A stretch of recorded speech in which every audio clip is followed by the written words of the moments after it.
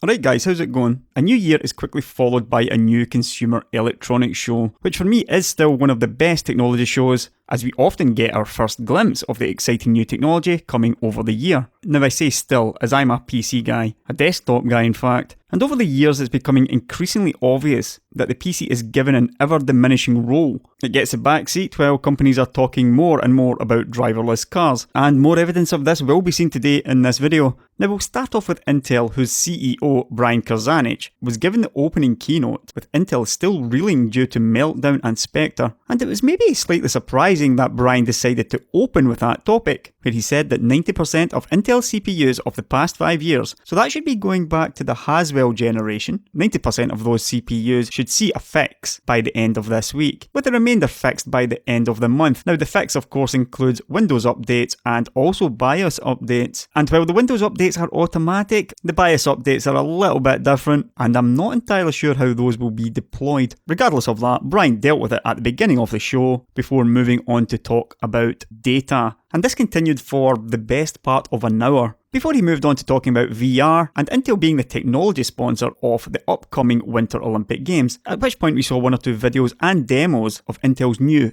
true VR in action. Towards the end of the presentation, we got more on AI and driverless cars, starting with the introduction of Loihi, which Intel claims will revolutionise AI, and they quickly followed this by showing us their new quantum computing chip. This is a 49-qubit quantum chip, which is quite a large increase on the previous 17-qubit chip that we saw last year. This stuff here, while it's very exciting stuff, it's still almost a decade away, but it's good to see that Intel continues to progress here, although they do appear to still be behind IBM in terms of qubits. We got even more stuff on cars, until right at the very end, possibly one of the more interesting parts of the presentation, when they introduced the Velocopter. They're trying to pass it off as a flying car. It looks a little bit more like a drone to me though, and we saw one or two demos of this, with Brian himself flying in it. But as somebody who doesn't really enjoy flying, I'm not sure how much I would like to trust that. Let's just hope that the Intel-powered controller is a little more secure than their current CPUs. But moving on to some actual PC news from Intel. And it was only a couple of months ago when we first learned about the combination of Intel CPU cores and Radeon graphics. Back then we only knew about the one package, and this led some to speculate that perhaps this was just a one-off, but I felt this was simply the beginning of a much deeper collaboration between AMD and Intel, and something that could, down the road, cause a bit of trouble for Nvidia. And at CES we learned that Intel was launching 5 new core chips with Radeon graphics, and that the 5 new chips will appear in notebooks from Dell and HP, plus new Intel NUCs. And here's an updated shot of the package. We can see the Intel cores at the right, the Vega graphics, and 1 die of HBM2. Of the 5 processors, 4 will be i7s, and there will also be an i5, though confusingly the i5 also has the same 4 cores and 8 threads, although it does have a little bit less clock speed and cache, so slightly confusing there. But the interesting part is of course the inclusion of the Radeon RX Vega M graphics. And this is an Intel slide, and they are specifically mentioning Radeon RX Vega. There's no mention of AMD, but these graphics will be called RX Vega M. 2 different versions, GH and GL. And we can see 24 and 20 compute units, higher clock speed on the MGH. Possibly one of the more interesting things, the ROPs are doubled on the GH version, as Intel are going to be pushing this for VR, and the double ROPs should help out at much higher resolution. So that's the likely reason for that. This is of course a custom built chip. The chip was built using AMD IP, but the silicon belongs to Intel. Now looking at performance, Intel claims 7% faster in 3D Mark 11, and up to 13% faster performance than Nvidia's GTX 1060 Max-Q. So those numbers are possibly a little higher than I was certainly expecting, although looking at the games Hitman, Deus Ex, Total War Warhammer, these are possibly getting better results due to the slightly faster CPU compared to the i7 7700 HQ. But if these kind of scores are seen in other games, then I would certainly say that is surprising performance and a combination package that should put a lot of pressure on Nvidia's mid-range. Intel claims that compared to a 3-year-old system with an i7 4720 HQ and an Nvidia GTX 960M, you're looking at around 0.6 better productivity. I would ignore that though, as it's sysmark. but in terms of the graphics, around about 2.5 higher frame rate with the new RX Vega MGH graphics. As always, this will come down to price, and that's an area where Intel generally fails pretty miserably. And on checking out their ARC website, we see that no prices have been given. Whether or not they're still thinking about it, or whether or not they're trying to hide something, we're just going to have to wait and see. But possibly the most interesting reveal came from John Webb, Director of Client and Graphics Marketing at Intel, when he said, "We've only talked about one processor on the 8th gen today. There's still more to come, and look out for continued news on the 8 series chips as we get into 2018.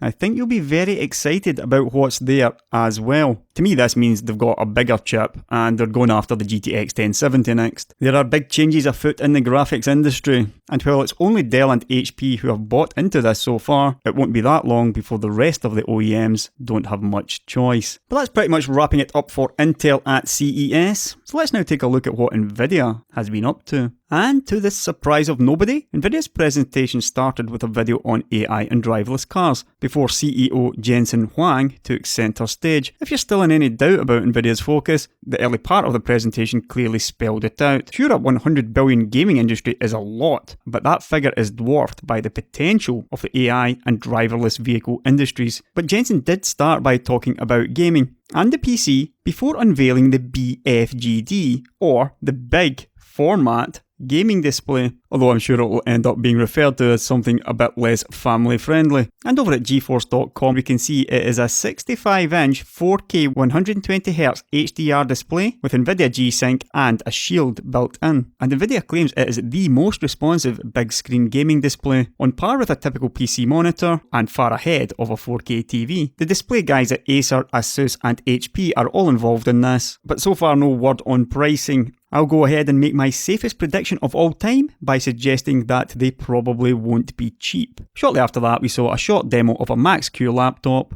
before Jensen made an interesting point around the 12.5 minute mark, where he said this. In the generation before me, almost very few are gamers. I was the first generation gamer on the planet. My generation started the Nintendo revolution. However, my children's generation, everyone will be a gamer. And so in just 3 generations' time, no gamers to everybody will be a gamer. Someday, every human will be a gamer. Someday every human will be a gamer. It's a very interesting point, I thought, and one that is almost certainly true. But sadly, as far as the presentation goes, that was pretty much it for gaming, as Nvidia's CEO soon moved on to the usual topics, which is of course all about AI and driverless cars. It started off with a nice demo of AI inferencing being used to determine species of flower, and this actually seemed pretty fast. In fact, it was 5 images per second. However, when Jensen whipped out his V100, the number increased dramatically to 911 images per second. We then saw the result of 8 V100s in one node, a massive 7,000 images per second. The implications here for search should be obvious, with Jensen claiming that we are now at superhuman levels of image recognition, and of course, after superhuman, you have even faster than superhuman. Around the half-hour mark, we saw AI music composition mimicking John Williams. All of this industry has popped up around about Nvidia. They are so far ahead of the curve here that basically anything at all happening in AI today revolves around Nvidia's ecosystem. It's pretty exciting stuff, but one that I will deal with in a future video. Around the 35-minute mark, we're back to driving, and what Nvidia calls the AI driving revolution. At this point, they introduced the Drive Xavier, the world's first autonomous machine processor and the largest SoC ever made, built once again on Nvidia's custom 12nm process, again based on the Volta architecture and with 8 ARM CPU cores. We then saw a demo of it in action before witnessing a brave Nvidia engineer on an 8-mile-long autonomous drive. Nvidia is very, very good at this kind of thing. The final part of the presentation revolved around AutoSim, which is Nvidia's new software allowing driverless cars to train in virtual reality. This could be quite a big thing, as there is no longer any need for driverless cars to train while on the road. This could help to massively speed up adoption and has obvious benefits for things like safety. The more of this testing gets done, the faster it becomes reality. Nvidia are absolutely on fire, and if their rate of growth continues, they will quickly find themselves as one of the world's biggest companies. And that's why there is only 50 minutes of AI in Nvidia's keynote. But what about the last company we'll take a look at today? It is, of course, AMD, and probably the only one of these three that can still be considered mostly a PC company. But as you'll soon find out, things are changing at AMD as well. The theme for AMD at CES was about how in 2018 they made the best even better. As somebody who really doesn't enjoy flying, I'd enjoy flying to Las Vegas even less, so unfortunately I wasn't at the tech day. But what I do have is a bunch of slides from the presentation that are worth a closer look. But first of all, let's start with some good news. A price cut to the current Ryzen and Threadripper CPUs. The 1900X has been chopped by $100. That wasn't a great part to start with. It's a very niche part for people who really need the I/O capabilities. The 1800X has massively dropped in price, down $150 to a far more palatable $349. I would have to say though that the 1700X at $309 still looks like the smarter buy, especially with the 1700 only $10 less. They match up pretty well now to Coffee Lake, I feel, with the 1700X looking like the smart buy, although the 8700K would still be the gaming CPU of choice. Looking at the Ryzen 5s, 1600X down to $219 and the 1600 at $189. There's still that gap there, making the choice a little bit more difficult.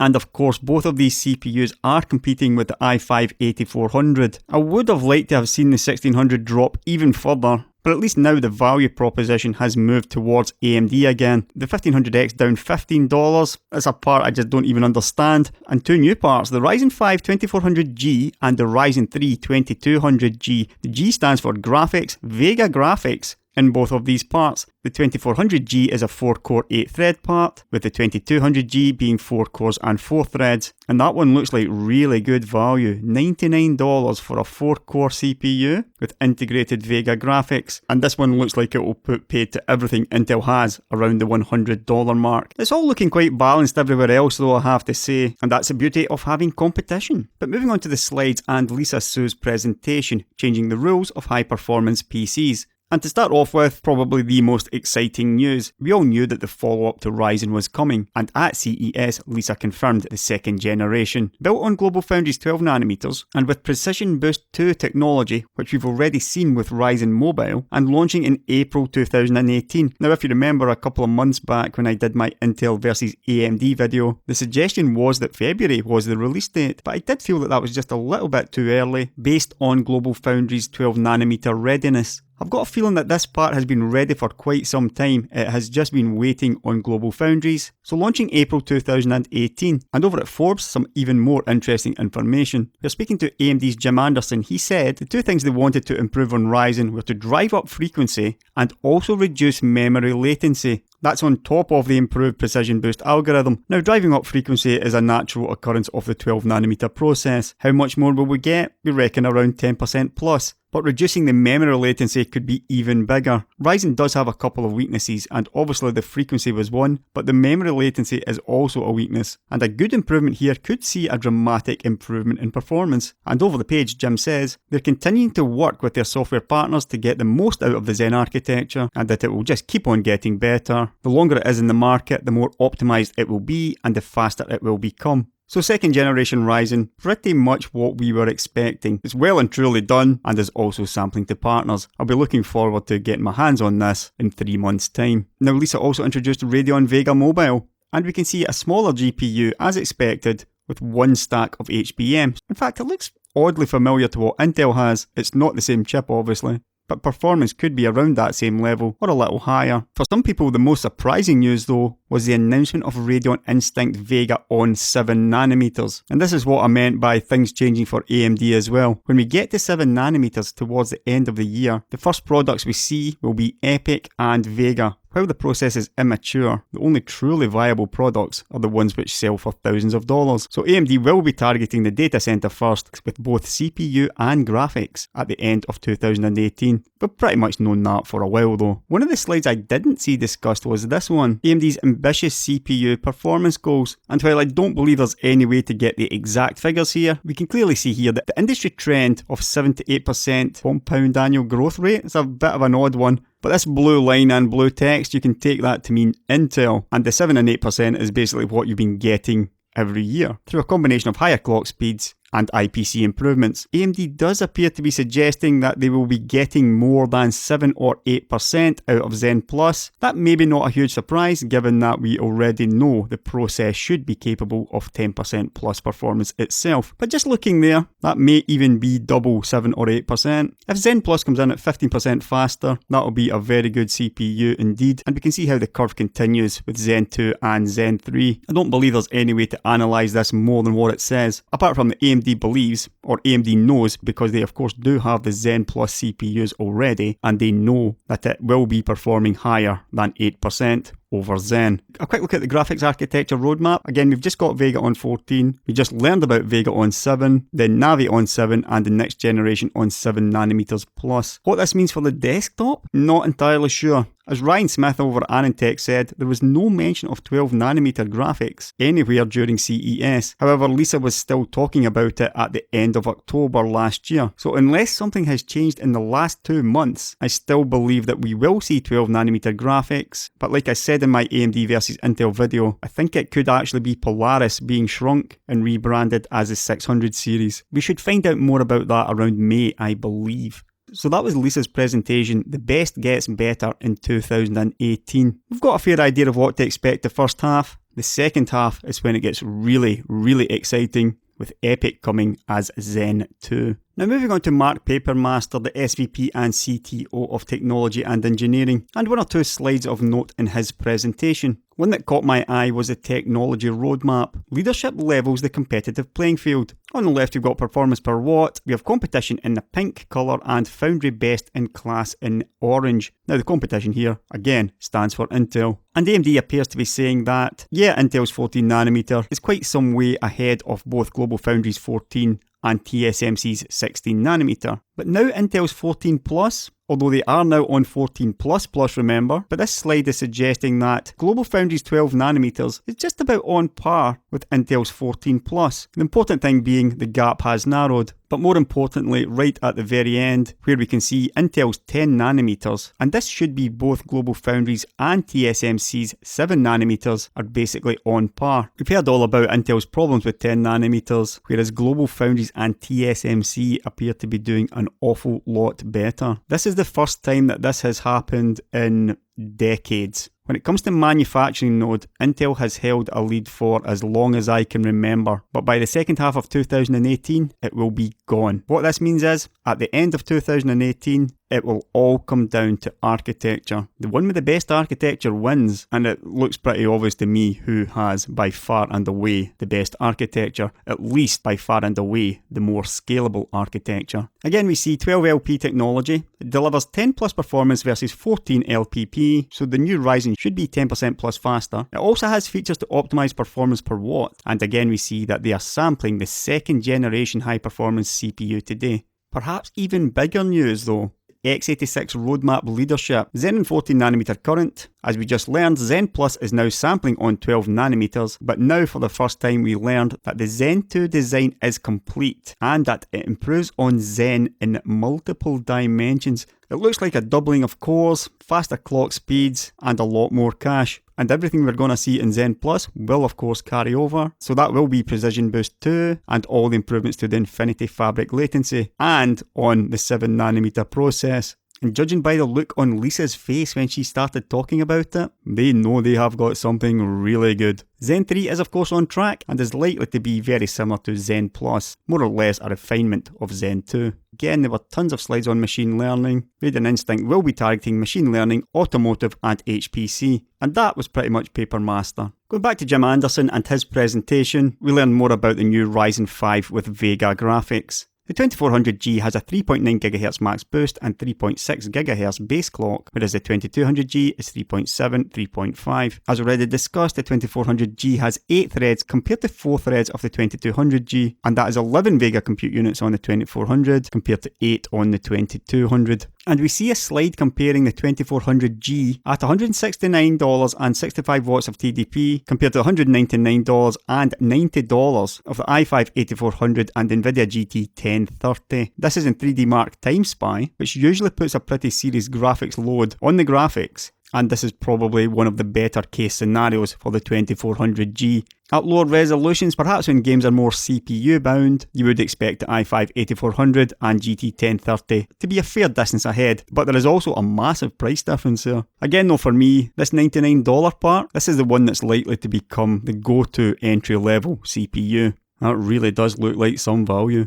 Also of note on Anderson's presentation, he does specifically mention higher clocks for second generation Ryzen, and unsurprisingly there will be a second generation chipset, X470. Featuring lower power. And that was pretty much for AMD at CES. Lots more stuff for the desktop, but again we see that even in the case of AMD, the focus is drifting towards machine learning and enterprise, because that is where the money is today. The last thing of note, and getting away from the big three, Asus has unveiled their new Bezel-Free Kit, giving multi-monitor setups the borderless look using light refraction. And over at WCCF you can see you've got 3 monitors and a couple of lenses aimed at 130 degrees that refracts light in order to create a borderless look. Now you might think there's no way that's going to work, but it probably does. I've been using triple monitors for around 7 or 8 years, and the fact is you very rarely notice the bezels anyway because you're only really looking at the front screen and the side screens are peripheral vision. With something like this, if it's working as advertised, you're never going to notice this while gaming and it should blend in quite nicely. I'm not entirely sure how it's going to work though, as I do have a 1440p 27-inch middle monitor, yet I'm only using 2 1080p 24-inch side monitors. But hopefully it won't be long before we find out more about that. I just found this an interesting story. It's nearly a decade since Eyefinity came to the fore, and before that we had Matrox triple head to go, and yet we still see innovation today, and it is such a simple idea. Would this have made a massive difference 7 or 8 years ago to Eyefinity? I guess we'll never know.